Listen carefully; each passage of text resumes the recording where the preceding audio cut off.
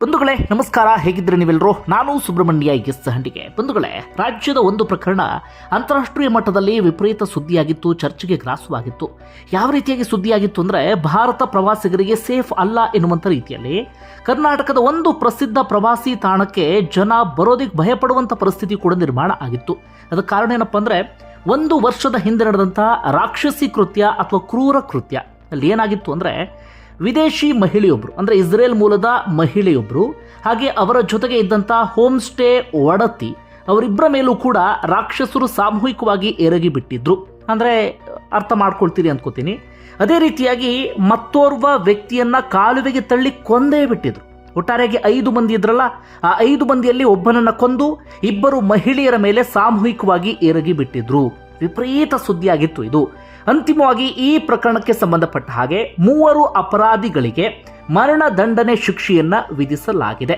Court ಈ ಮೂಲಕ ಐತಿಹಾಸಿಕ ತೀರ್ಪನ್ನ ಪ್ರಕಟ ಮಾಡಿದೆ. ಆ ಸಂದರ್ಭದಲ್ಲಿ ಜಡ್ಜ್ ಬಹಳ ಸ್ಪಷ್ಟವಾಗಿ ಹೇಳಿದ್ರು, ಇಂತಹ ಕ್ರೂರ ಅಪರಾಧಗಳಿಗೆ ಸಮಾಜದಲ್ಲಿ ಯಾವುದೇ ಜಾಗ ಇಲ್ಲ, ಇಂತಹ ಕ್ರೂರಿಗಳಿಗೆ ಸಮಾಜದಲ್ಲಿ ಯಾವುದೇ ಸ್ಥಳ ಇಲ್ಲ ಅಂತ ಬಹಳ ಸ್ಪಷ್ಟವಾಗಿ ಹೇಳಿದ್ದಾರೆ. ಹಾಗೆ ಇನ್ನೊಂದು ಕಾರಣಕ್ಕಾಗಿ ಈ ಜಡ್ಜ್ಮೆಂಟ್ ಗಮನ ಸೆಳೆತಾ ಇದೆ. ಕೇವಲ 9 ರಿಂದ 10 ತಿಂಗಳ ಒಳಗಾಗಿ ವಿಚಾರಣೆ ಎಲ್ಲವೂ ಕೂಡ ಮುಕ್ತಾಯ ಆಗಿ ಶಿಕ್ಷೆ ಪ್ರಕಟ ಆಗಿದೆ.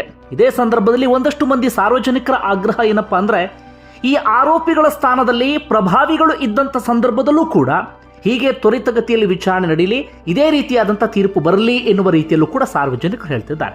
ಈಗ ಈ ಪ್ರಕರಣ ಏನು, ಒಂದಷ್ಟು ವಿವರವನ್ನು ಗಮನಿಸ್ತಾ ಹೋಗೋಣ. ಯಾಕಂದ್ರೆ ನಾವೆಲ್ಲರೂ ಕೂಡ ಗಮನಿಸಲೇಬೇಕಾಗಿರುವಂಥ ಪ್ರಕರಣ ಇದು. ಬಂಧುಗಳೇ, ಅದು 2025 ಸಂದರ್ಭ, ಅಂದರೆ ಕಳೆದ ವರ್ಷ ಮಾರ್ಚ್ 5 ಅಥವಾ 6ನೇ ತಾರೀಕಿನ ಆಸುಪಾಸಿನ ಸಂದರ್ಭ. ಏನಾಗಿತ್ತು ಅಂದರೆ, ಸಾಕಷ್ಟು ಮಂದಿ ಪ್ರವಾಸಿಗರು ಈ ಹಂಪಿ ಭಾಗಕ್ಕೆ ಬರ್ತಾ ಇದ್ರು. ಆಗ ಈ ಗಂಗಾವತಿ ತಾಲೂಕಿನ ಸಣಾಪುರ ಎನ್ನುವಂಥ ಒಂದು ಭಾಗಕ್ಕೆ 5 ಮಂದಿ ಒಟ್ಟಿಗೆ ಬಂದಿರ್ತಾರೆ. ಒಂದು ಹೋಮ್ ಸ್ಟೇನಲ್ಲಿ ಅವರೆಲ್ಲರೂ ಕೂಡ ಸ್ಟೇ ಆಗಿರ್ತಾರೆ ಈ ಆನೆಗುಂದಿ ಪ್ರದೇಶದಲ್ಲಿ. ಒಬ್ಬರು ಮಹಾರಾಷ್ಟ್ರ ಮೂಲದವರಿದ್ದರೆ, ಮತ್ತೊಬ್ಬರು ಅಮೇರಿಕನ್ ಪ್ರಜೆ ಇರ್ತಾರೆ, ಮತ್ತೊಬ್ಬರು ಒಡಿಶಾ ಭಾಗದವರು ಇರ್ತಾರೆ, ಓರ್ವ ಇಸ್ರೇಲ್ ಮೂಲದ ಮಹಿಳೆ ಇರ್ತಾರೆ. ಒಟ್ಟು 4 ಜನ ಬಂದು ಅಲ್ಲಿ ತಂಗಿರ್ತಾರೆ.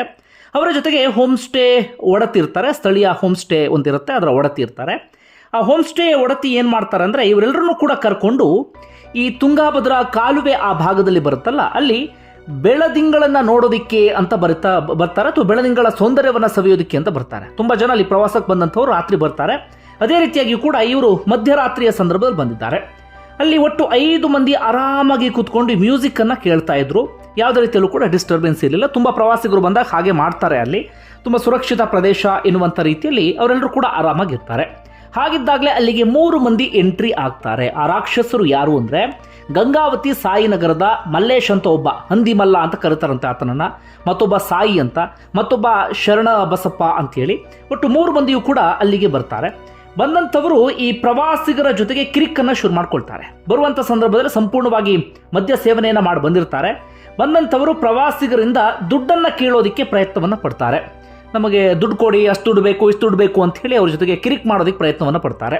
ಆದರೆ ಅವರ ಉದ್ದೇಶ ಬೇರೆಯದ್ದೇ ಆಗಿತ್ತು. ಆ ಹೆಣ್ಮಕ್ಳನ್ನ ಬಳಸ್ಕೊಳ್ಬೇಕು ಅನ್ನುವಂಥ ಉದ್ದೇಶದಿಂದಲೇ ಬಂದಿರ್ತಾರೆ. ಆದರೆ ಒಂದು ನೆಪ ಬೇಕಲ್ಲ, ಈ ಕಾರಣಕ್ಕಾಗಿ ದುಡ್ಡಿನ ವಿಚಾರಕ್ಕೆ ಜಗಳ ಆಡೋದಕ್ಕೆ ಶುರು ಮಾಡ್ಕೊಳ್ತಾರೆ. ಹೀಗೆ ಜಗಳ ಆಡ್ತಾ ಆಡ್ತಾ ಏನು ಮಾಡ್ತಾರೆ ಅಂದರೆ, 5 ಮಂದಿಯಲ್ಲಿ 3 ಪುರುಷರು ಇರ್ತಾರಲ್ಲ, ಆ 3ರನ್ನು ಕೂಡ ಏನು ಮಾಡ್ತಾರೆ, ಕಾಲುವೆಗೆ ತಳ್ಳಿಬಿಡ್ತಾರೆ. ಅವರು ಕಾಲುವೆಯಿಂದ ಮೇಲ್ಗಡೆ ಬರದೇ ಇರಲಿ ಅಂತ ಹೇಳಿ ಕೈಗೆ ಸಿಕ್ಕಂಥ ದೊಡ್ಡ ದೊಡ್ಡ ಕಲ್ಲುಗಳನ್ನು ಕೂಡ ಅವ್ರ ಮೇಲೆ ತೂರು ಬಿಡ್ತಾರೆ, ಅಥವಾ ಅವ್ರ ಮೇಲೆ ಕಲ್ಲನ್ನು ಹಾಕಿಬಿಡ್ತಾರೆ. ಒಟ್ಟಾರೆಯಾಗಿ 3 ಮಂದಿ ಕಾಲುವೆಗೆ ಬಿದ್ದು ಬಿಡ್ತಾರೆ.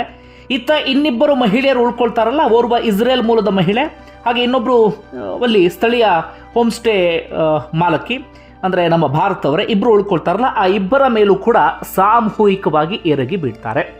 ಅವರಿಬ್ಬರು ಕೂಡ ಕಿರ್ಚಾಡ್ಕೊಳ್ತಾರೆ, ಅರ್ಚಾಡ್ತಾರೆ, ಕಾಪಾಡಿ ಕಾಪಾಡಿ ಅಂತ ಕೇಳ್ತಾರೆ. ಆದರೆ ಕಾಪಾಡೋದಕ್ಕೆ ಸುತ್ತಮುತ್ತ ಯಾರೂ ಕೂಡ ಇರೋದಿಲ್ಲ, ಮಧ್ಯರಾತ್ರಿ ಆದಂಥ ಕಾರಣಕ್ಕಾಗಿ. ಈ ರಾಕ್ಷಸರು ಮನಸ್ಸೋ ಇಚ್ಛೆ ಅವರಿಬ್ಬರನ್ನು ಕೂಡ ಬಳಸಿಕೊಳ್ತಾರೆ. ಅವರಿಬ್ಬರಿಗೆ ಸಂಕಟ ಆಗುವಷ್ಟು, ಅಥವಾ ಅವರಿಬ್ಬರು ಪ್ರಜ್ಞೆ ಕಳ್ಕೊಳ್ಳುವ ಹಂತದವರೆಗೂ ಕೂಡ ಅವರಿಬ್ಬರನ್ನು ಕೂಡ ಬಳಸ್ಕೊಳ್ಳುವಂಥ ಕೆಲಸವನ್ನು ಮಾಡ್ತಾರೆ. ಅದಾದ ಬಳಿಕ ಅವ್ರ ಹತ್ರ ಏನು ಹಣ ಇತ್ತು, ಫೋನ್ ಇತ್ತು, ಎಲ್ಲವನ್ನು ಕೂಡ ದೋಚ್ಕೊಂಡು ಆ ರಾಕ್ಷಸರು ಅಲ್ಲಿಂದ ಎಸ್ಕೇಪ್ ಆಗಿಬಿಡ್ತಾರೆ. ಇನ್ನು ಕಾಲುವೆಗೆ 3 ಜನ ಬಿದ್ದಿದ್ರಲ್ಲ, ಅದರಲ್ಲಿ ಒಡಿಶಾ ಮೂಲದ ಓರ್ವ ವ್ಯಕ್ತಿ, ಬಿಭಾಷ್ ಅಂತೇಳಿ ಅವರ ಹೆಸರು, ಅವ್ರ ಮೇಲೆ ಕಲ್ಲನ್ನು ಹಾಕಿದಂಥ ಕಾರಣಕ್ಕಾಗಿ ಅವರೆಲ್ಲ ನಿತ್ರಾಣಗೊಂಡಿದ್ರು. ಹೀಗಾಗಿ ಈಜೋದಿಕ್ಕೆ ಸಾಧ್ಯ ಆಗದೆ ಅವರು ಆ ಕಾಲುವೆಯಲ್ಲೇ ಸಾವನ್ನಪ್ಪಿ ಬಿಡ್ತಾರೆ. ಇನ್ನು ಇಬ್ಬರು ಉಳ್ಕೊಳ್ತಾರಲ್ಲ, ಅದು ಒಬ್ಬರು ಮಹಾರಾಷ್ಟ್ರ ಮೂಲದವರು, ಮತ್ತೊಬ್ಬರು ಅಮೆರಿಕನ್ ಪ್ರಜೆ. ಮಹಾರಾಷ್ಟ್ರ ಮೂಲದವರಿಗೆ ಈಜು ಬರ್ತಾ ಇರೋದಿಲ್ಲ, ಅಮೆರಿಕನ್ ಪ್ರಜೆಗೆ ಈಜು ಬರ್ತಾ ಇರುತ್ತೆ. ಅಮೆರಿಕನ್ ಪ್ರಜೆ ಆ ಮಹಾರಾಷ್ಟ್ರ ಮೂಲದ ವ್ಯಕ್ತಿಯನ್ನು ಕಾಪಾಡಿ ಹೇಗೋ ದಡಕ್ಕೆ ಎಳ್ಕೊಂಡು ಬರ್ತಾರೆ. ಆದರೆ ಅವರು ಬರುವಷ್ಟರಲ್ಲಿ ಈ ಇಬ್ಬರು ಹೆಣ್ಣು ಮಕ್ಕಳನ್ನು ಕೂಡ ಆ ದುರುಳರು ಮನಸ್ಸಿಗೆ ಬಂದ ಹಾಗೆ ಬಳಸಿಕೊಂಡು ಅಲ್ಲಿಂದ ಎಸ್ಕೇಪ್ ಆಗಿರ್ತಾರೆ. ಅದಾದ ನಂತರವೇ ಸ್ಥಳೀಯ ಪೊಲೀಸ್ ಠಾಣೆಯಲ್ಲಿ ಪ್ರಕರಣ ದಾಖಲಾಗುತ್ತೆ. ಒಂದು ದಿನದ ಬಳಿಕ ಆ ಕಾಲುವೆಯಲ್ಲಿ ಕೊಚ್ಕೊಂಡು ಹೋಗಿದ್ದಂಥ ಓರ್ವ ವ್ಯಕ್ತಿಯ ಮೃತದೇಹ ಕೂಡ ಪತ್ತೆಯಾಗುತ್ತೆ. ಅದಾದ ನಂತರ ಈ ಪ್ರಕರಣವನ್ನು ಪೊಲೀಸರು ತುಂಬ ಗಂಭೀರವಾಗಿ ತೆಗೆದುಕೊಳ್ತಾರೆ. ಕಾರಣ ಏನಪ್ಪ ಅಂದರೆ ದೊಡ್ಡ ಮಟ್ಟಿಗೆ ಅದು ಇಂಪ್ಯಾಕ್ಟ್ ಮಾಡಿಬಿಡುತ್ತೆ. ಅಂದರೆ ಅಂತಾರಾಷ್ಟ್ರೀಯ ಮಟ್ಟದಲ್ಲಿ ಸುದ್ದಿ ಆಗಿಬಿಡುತ್ತೆ ಇದು. ಆರಂಭದಲ್ಲಿ ಹೇಳಿದ್ನಲ್ಲ, ಭಾರತ ಪ್ರವಾಸಿಗಳಿಗೆ ಸೇಫ್ ಅಲ್ಲ ಎನ್ನುವಂಥ ರೀತಿಯಲ್ಲಿ, ಅಲ್ಲಿ ಯಾವುದೇ ರೀತಿಯಲ್ಲೂ ಕೂಡ ಸುರಕ್ಷತೆ ಇಲ್ಲ, ಭದ್ರತೆ ಇಲ್ಲ, ಹಾಗೆ ಹೀಗೆ ಎನ್ನುವ ರೀತಿಯಲ್ಲಿ ವಿಪರೀತ ಸುದ್ದಿ ಆಗಿಬಿಡುತ್ತೆ. ಅದೇ ರೀತಿಯಾಗಿ ಹಂಪಿ ಭಾಗಕ್ಕೆ ವಿಪರೀತ ಪ್ರವಾಸಿಗರು ಬರ್ತಾಯಿದ್ರು, ನಿಮ್ಮೆಲ್ಲರಿಗೂ ಕೂಡ ಗೊತ್ತಿರುವಂತಹ ವಿಚಾರ. ಆದರೆ ಬರ್ತಾ ಬರ್ತಾ ಪ್ರವಾಸಿಗರ ಸಂಖ್ಯೆಯೂ ಕೂಡ ವಿಪರೀತ ಇಳಿಮುಖ ಆಗೋದಕ್ಕೆ ಶುರುವಾಗುತ್ತೆ. ಸುತ್ತಮುತ್ತಲಿನ ಜನರಿಗೂ ಕೂಡ ಅದು ಇಂಪ್ಯಾಕ್ಟ್ ಆಗೋದಕ್ಕೆ ಆರಂಭ ಆಗಿಬಿಡುತ್ತೆ. ಪೊಲೀಸರು ಬಹಳ ಬೇಗ ತನಿಖೆಯನ್ನು ಆರಂಭಿಸಿ ಆರೋಪಿಗಳನ್ನು ಬಂಧಿಸುವಲ್ಲಿ ಯಶಸ್ವಿ ಆಗ್ತಾರೆ. ಸೂಕ್ತ ಸಾಕ್ಷ್ಯಾಧಾರಗಳನ್ನು ಕಲೆ ಹಾಕುವಲ್ಲೂ ಕೂಡ ಯಶಸ್ವಿ ಆಗ್ತಾರೆ. ಆದಷ್ಟು ಬೇಗ ದೋಷಾರೋಪ ಪಟ್ಟಿಯನ್ನು ಕೂಡ ಸಲ್ಲಿಕೆ ಮಾಡ್ತಾರೆ. ಇನ್ನು ಈ ಆರೋಪಿಗಳು ಯಾರ್ಯಾರಿದ್ರು ಅವರೆಲ್ಲರೂ ಕೂಡ ಜೈಲು ಸೇರಿರ್ತಾರೆ. ಅವರಿಗೆ ಕೊನೆಯವರೆಗೂ ಕೂಡ ಬೇಲ್ ಸಿಗದ ರೀತಿಯಲ್ಲೂ ಕೂಡ ನೋಡಿಕೊಳ್ತಾರೆ. ಹೀಗಾಗಿ ಅವರು ಇಲ್ಲಿವರೆಗೂ ಕೂಡ ಶಿಕ್ಷೆ ಪ್ರಕಟ ಆಗುವವರೆಗೂ ಕೂಡ ನ್ಯಾಯಾಂಗ ಬಂಧನದಲ್ಲೇ ಕಾಲ ಕಳೆಯುವಂಥ ಪರಿಸ್ಥಿತಿ ಎದುರಾಗಿತ್ತು. ಒಟ್ಟಾರೆಯಾಗಿ ತ್ವರಿತಗತಿಯಲ್ಲಿ ಬಹಳ ವೇಗವಾಗಿ ಈ ಪ್ರಕರಣಕ್ಕೆ ಸಂಬಂಧಪಟ್ಟ ಹಾಗೆ ವಿಚಾರಣೆ ಎಲ್ಲವೂ ಕೂಡ ನಡೆಯೋದಕ್ಕೆ ಆರಂಭ ಆಗುತ್ತೆ. ನಾನು ಆಗಲೇ ಹೇಳಿದ್ನಲ್ಲ, ಯಾಕಂದರೆ ಭಾರತದ ಹೆಸರನ್ನೇ ಒಂದು ರೀತಿಯಲ್ಲಿ ಹಾಳು ಮಾಡಿದ ಪ್ರಕರಣ ಅಂದರೂ ಕೂಡ ತಪ್ಪಾಗಲಿಕ್ಕಿಲ್ಲ. ಜೊತೆಗೆ ಆ ಸುತ್ತಮುತ್ತ ಪ್ರವಾಸಿಗರ ಸಂಖ್ಯೆ ಎಷ್ಟು ಇಳಿಮುಖ ಆಗಿತ್ತು ಅಂದರೆ ವಿಪರೀತ, ಹೆಚ್ಚು ಕಡಿಮೆ 70 to 80% ಪ್ರವಾಸಿಗರ ಸಂಖ್ಯೆ ಇಳಿಮುಖ ಆಗಿಬಿಟ್ಟಿತ್ತು. ಜನ ಬರೋದಕ್ಕೆ ಭಯ ಪಡ್ತಾ ಇದ್ರು, ಅಲ್ಲಿ ಸ್ಟೇ ಆಗೋದಕ್ಕೆ ಭಯ ಪಡ್ತಾ ಇದ್ರು, ಮಧ್ಯರಾತ್ರಿ ಓಡಾಡೋದಕ್ಕೆ ಭಯ ಪಡ್ತಾ ಇದ್ರು. ಹೆಣ್ಮಕ್ಳಂತೂ ಅಲ್ಲಿಗೆ ಬರೋದನ್ನೇ ನಿಲ್ಲಿಸುವ ಹಂತಕ್ಕೂ ಕೂಡ ಹೋಗಿಬಿಟ್ಟಿದ್ರು. ಅಷ್ಟರ ಮಟ್ಟಿಗೆ ಇದು ಇಂಪ್ಯಾಕ್ಟ್ ಆಗಿಬಿಟ್ಟಿತ್ತು, ಯಾರೋ ರಾಕ್ಷಸರು ಅಥವಾ ಯಾರೋ ದುರುಳರು ಮಾಡಿದಂಥ ಈ ಕೃತ್ಯದಿಂದಾಗಿ. ಹೀಗಾಗಿ ಕೋರ್ಟ್ ಇದನ್ನು ತೀರಾ ಗಂಭೀರವಾಗಿ ತೆಗೆದುಕೊಂಡಿತ್ತು. ಪೊಲೀಸರು ಕೂಡ ಬಹಳ ನೀಟಾಗಿ ಇದರಲ್ಲಿ ತನಿಖೆಯನ್ನು ಮಾಡಿದ್ರು. ಯಾವುದೇ ಸಾಕ್ಷ್ಯಾಧಾರಗಳ ಕೊರತೆ ಆಗದ ರೀತಿಯಲ್ಲಿ ನೋಡಿಕೊಂಡಿದ್ರು. ಅಂತಿಮವಾಗಿ ಕೋರ್ಟ್ ಇವತ್ತು ಶಿಕ್ಷೆಯ ಪ್ರಮಾಣವನ್ನು ಪ್ರಕಟ ಮಾಡಿದೆ. ತೀರ್ಪನ್ನು ಕೊಟ್ಟಾಗಿತ್ತು, ಶಿಕ್ಷೆ ಎಷ್ಟು ಅಂತ ಪ್ರಕಟ ಮಾಡೋದು ಬಾಕಿ ಇತ್ತು. ಇವತ್ತು ಶಿಕ್ಷೆಯ ಪ್ರಮಾಣವನ್ನು ಪ್ರಕಟ ಮಾಡಿದೆ. ಆ ಮೂಲಕ ಮೂವರಿಗೂ ಕೂಡ ಇದೀಗ ಮರಣ ದಂಡನೆ ಶಿಕ್ಷೆಯನ್ನು ವಿಧಿಸಲಾಗಿದೆ. ಶಿಕ್ಷೆ ವಿಧಿಸಿದ ಮಾತ್ರಕ್ಕೆ ಅವರಿಗೆ ಗಲ್ಲಿ ಶಿಕ್ಷೆ ಆಗಿಬಿಡುತ್ತಾ ಅಂದರೆ ಇಲ್ಲ, ಅವರಿಗಿನ್ನೂ ಕೂಡ ಇದರ ವಿರುದ್ಧವಾಗಿ ಮೇಲಿನ ಹಂತದ ಕೋರ್ಟ್ಗೆ ಹೋಗೋದಕ್ಕೆ ಅವಕಾಶ ಇರುತ್ತೆ. ಅಂತಿಮವಾಗಿ ಎಲ್ಲ ಕಡೆಗಳಲ್ಲೂ ಕೂಡ ಗಲ್ಲು ಶಿಕ್ಷೆ ಆಯಿತು ಅಂದರೆ ರಾಷ್ಟ್ರಪತಿಗಳ ಬಳಿ ಕ್ಷಮಾದಾನ ಅರ್ಜಿ ಸಲ್ಲಿಸೋದಕ್ಕೂ ಕೂಡ ಅವಕಾಶ ಇರುತ್ತೆ.